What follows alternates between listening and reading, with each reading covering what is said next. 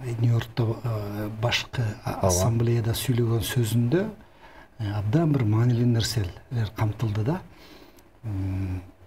Булар такыр айласы кетип калганбы деген ойдо калдым да мен.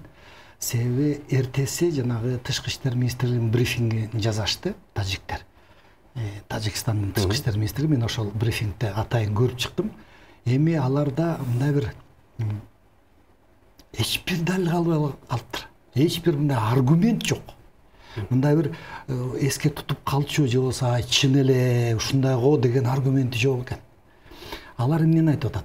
30-26 келишимдерге кайрылып атышат. Ошол кезде туура эмес бөлүнүп калган, анан балам бастан деп. Экинчиден, мисалы, өкмөт аралык комиссия түзүлдү дейт. Анан мен мындай өзүм сурагым келип атат. Мейли түзүлсүн, туура эки өкмөт чоо жайды билсин, мындан ары көзөмөлгө алсын деп. Бирок ошол тажик тарабынан ошол комиссияга кошулган адамдар эмнени айтышат?